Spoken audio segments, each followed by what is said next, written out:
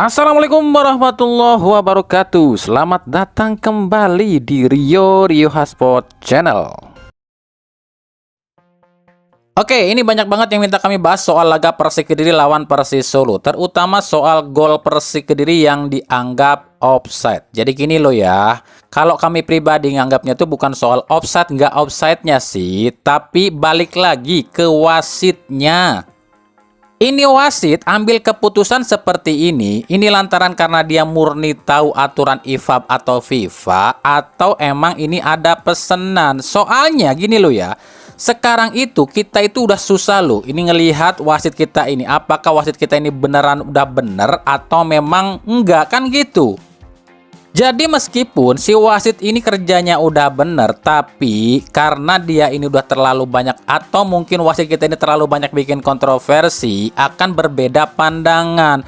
Bagi tim yang dirugikan pasti mikirnya gini, ini wasit udah disogok nih, masa nggak offset dibilang offset. Tapi buat tim yang diselamatkan pasti mikirnya, itu wasit udah bener kok, ada aturan FIFA-nya gitu kan. Itulah yang terjadi di kita sekarang. Jadi balik lagi ya, kejadian-kejadian seperti ini tuh, ini balik lagi ke kinerja wasit dan perwasitan Indonesia. Seandainya saja nggak terlalu banyak kontroversi wasit, mungkin hal-hal seperti ini tuh sangat gampang untuk dijelaskan. Tapi lantaran udah kebanyakan wasit yang bobrok dengan kecurangan-kecurangannya, jadi segala sesuatu yang terjadi pun pasti dianggapnya hal yang minus atau negatif. Jadi seolah buat percaya keputusan wasit itu sangat sulit, bener dong? Jadi gara-gara wasit kita yang udah kebanyakan bobrok, ini hal-hal seperti ini aja jadi kontroversi. Padahal kejadian seperti ini tuh sangat mudah dijelaskan, dan kami pun pernah menjelaskan aturan seperti ini. Sebelum kami jelasin lagi, kita baca sama-sama nih. Inilah daftar dan jenis-jenis offside dalam sepak bola. Jadi offside itu bukan cuma seorang pemain itu berada di belakang garis pertahanan lawan. Bukan cuma itu. Kalau itu namanya jenis offside posisi. Tapi yang terjadi di laga ini disebutnya offside disturbing alias offside gangguan. Nah, lalu bagaimana dengan kasus ini? Jika Osman Fane dianggap offside karena menyentuh bola tendangan dari Majed Osman, ini wasit salah sebab udah direview VAR. Fane nggak menyentuh sama sekali bola tendangan Majed Osman. Kalau dibilang Osman Fane dianggap offside karena menghalangi pandangan Riyandi, kita udah sama-sama lihat ya di sini ya. Arah bola tendangan Majed Osman ini lurus ke arah Riyandi, dan Fane nggak menghalangi si Riyandi ya.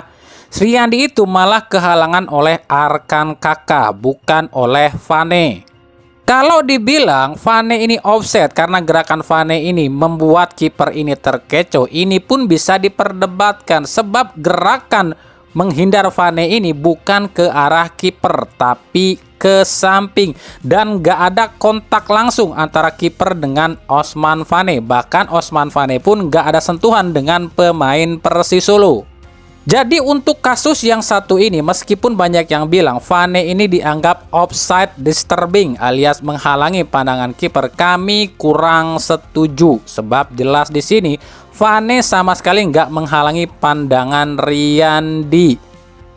Bahkan terkena bola pun tidak, lakukan pelanggaran terhadap pemain Persis Solo pun tidak, dan menghalangi pandangan Riyandi pun tidak. Jadi kalau kami pribadi menilai ini blunder wasit. Nah, itu pendapat kami udah jelasin ya. Kami pun tahu jenis-jenis offside, tapi untuk yang kasus satu ini kami bilang ini blunder dari wasit. Tapi ya balik lagi ke wasitnya. Ini wasit benar-benar udah hafal secara jelas, atau tahu nggak sih benar-benar jelas tahu aturan FIFA, atau cuma denger bisikan? Bisikan dari siapa? Ya bisikan dari ruangan VAR atau bisikan dari orang-orang tertentu. Tapi balik lagi, ini wasit benar-benar murni menggagalkan gol tersebut karena memang tahu peraturan atau diatur oleh orang lain gitu kan. Itu yang paling penting. Karena balik lagi lah, ketika kejadian seperti ini terjadi pada tim-tim yang dimiliki oleh anggota Esko PSSI atau petinggi-petinggi PSSI, pasti itu gol disahkan, betul dong? Jadi di Indonesia itu bukan masalah peraturan FIFA-nya yang dipakai, bukan masalah wasitnya tahu aturan FIFA atau enggak, tapi di Indonesia itu berkali-kali kami bilang tergantung tim mana yang main. Coba ini kalau gol ini atau terjadian ini tuh dialaminya oleh tim-tim penguasa PSSI atau yang dimiliki exco PSSI, pasti disahin tuh gol, yakin saya mah. Jadi balik lagi lah, kalau ini wasit murni tahu ilmu wasitnya atau peraturan FIFA-nya, atau memang karena melihat siapa yang main. Itu aja sih kalau pendapat kami.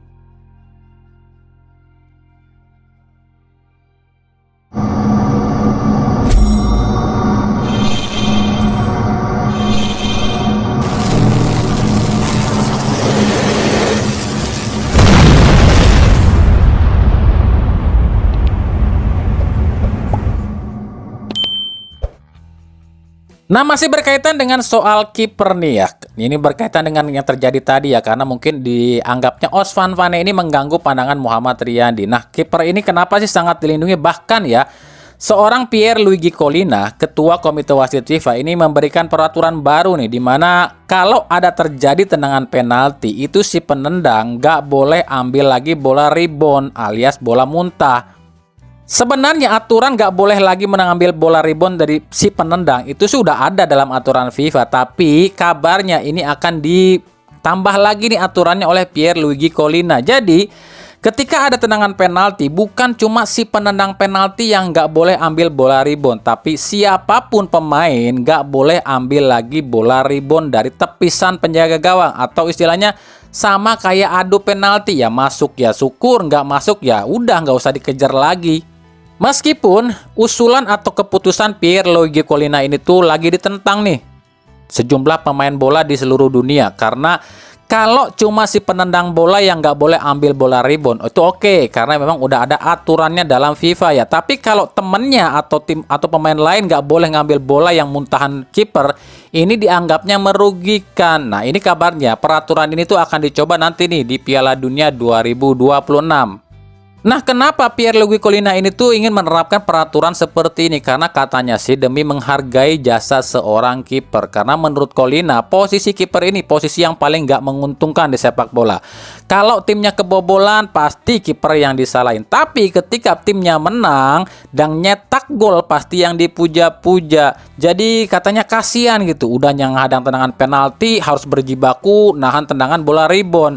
Gitu katanya ya. Makanya di sini kita mungkin kiper ini akan jadi sebuah profesi yang paling dilindungi di FIFA saat ini. Jadi kalau peraturan ini jadi diterapkan di sepak bola ya, jadi nanti kalau ada tendangan penalti ya udah, itu yang jadi sorotan cuma penendang penalti dan kiper aja. Sementara pemain yang lain ya udah silakan aja ngopi ya ngopi lah gitu kan. Toh itu bola ditepis ataupun gol ya udah, itu aja keputusannya. Ditepis pun ya udah. Berarti ya kalau bolanya out ya tendangan gawang, kalau bolanya jalan ya diambil lagi sama kiper.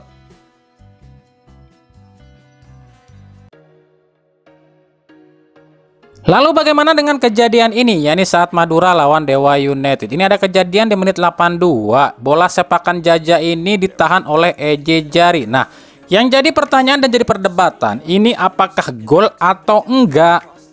Kami pribadi sulit untuk melihat ini gol atau enggak ya, sebab ini kameranya bukan kamera teknologi garis gawang ya, dan posisi kamera pun agak jauh sih dari tempat kejadian, dan kejadiannya pun sangat cepat.